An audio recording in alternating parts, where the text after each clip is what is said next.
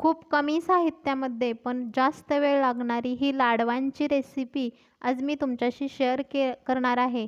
तर रेसिपी पूर्ण बघा आणि गौरी गणपतींसाठी नक्की बनवून बघा. खूप छान आणि सुंदर होतात हे लाडू. तर चला रेसिपीला सुरुवात करूयात.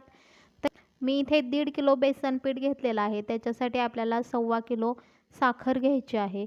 तुम्ही 1.5 किलोसाठी 1.5 किलो ही साखर घेऊ शकता. आता पीठ मळताना आपल्याला त्यामध्ये चिमूटभर सोडा टाकून घ्यायचा आणि 2 चमचे तेल किंवा तूप देखील तुम्ही टाकू शकता. आता इथे आपल्याला थोडं थोडं करून पाणी घालून हे पीठ जे आहे ते मळून घ्यायचं आहे. पाणी अगदी थोडं थोडं करूनच घालायचं आहे, नाहीतर पीठ जे आहे ते खूप पातळ होईल. तर हे खूप पातळही नाही करायचं आणि घट्टसरही नाही मळायचं आपल्याला. अगदी मध्यम आकाराचं हे पीठ आपल्याला जे आहे ते मळून घ्यायचं आहे. तर या पद्धतीने पीठ मळून झालेलं आहे. तर मी इथे एक सोऱ्या घेतलेला आहे. त्याला आतमधून तेल लावून घेऊयात आणि सोऱ्याची चिपळी जी आहे ती थोडीशी मोठीच घ्यायची, म्हणजे आपली शेव जी आहे ती मऊ लुसलुशीत बनवून तयार होते. तर इथे चमच्याच्या साहाय्याने मी सोऱ्यामध्ये जे पीठ आपण भिजवून घेतलंय ते भरून घेते. आता इथे पीठ सोऱ्यामध्ये मी भरून घेतलेलं आहे. तोपर्यंत गॅसवरती मी तेलही तापत ठेवलेलं आहे. तेल अगदी कडकडीत तापलेलं असावं. जर तुम्ही कमी गॅसवरती जर शेव तळली तर आपली जी शेव आहे ती तेल शोषून घेऊ शकते. म्हणून हाय फ्लेमवरतीच आपल्याला ही शेव जी आहे ते तळून घ्यायची आहे. शेव तळण्यासाठी अगदी 5 ते 7 मिनिटे लागतात. आता इथे शेव तळून झालेली आहे. आता दुसरी बॅच ही आपण यामध्ये सोडून घेऊयात.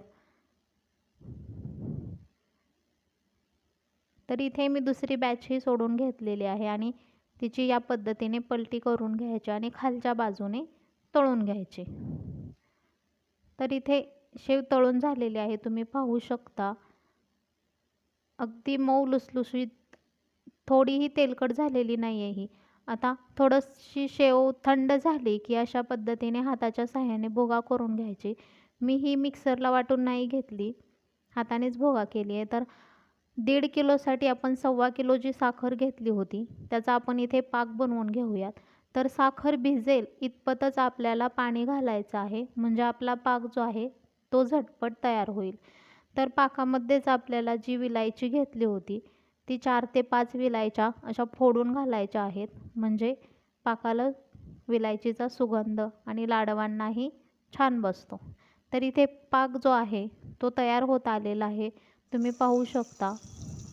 आता इथे तुम्ही अर्धा चमचा लिंबाचा रसही टाकू शकता, म्हणजे पाकाची साखर होणार नाही. तर इथे पाण्यामध्ये मी पाक चेक करून घेतला.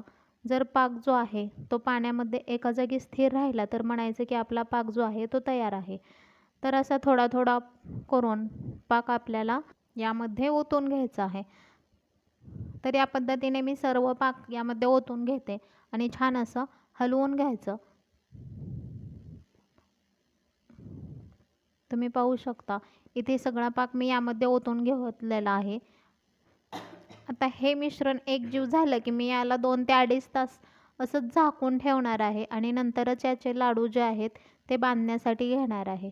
तर या पद्धतीने तुम्ही सुद्धा हे मिश्रण झाकून ठेवून देऊ शकता किंवा लगेच लाडू वळले तरी चालतील. आता अगदी मिश्रण कोरडं सुटसुटीत झालेलं आहे आणि छान असे लाडूही वळले जात आहेत, तुम्ही पाहू शकता. थोडीही पाकाची साखर बनलेली नाही आहे. आता मी इथे दुसराही लाडू तयार करून दाखवते.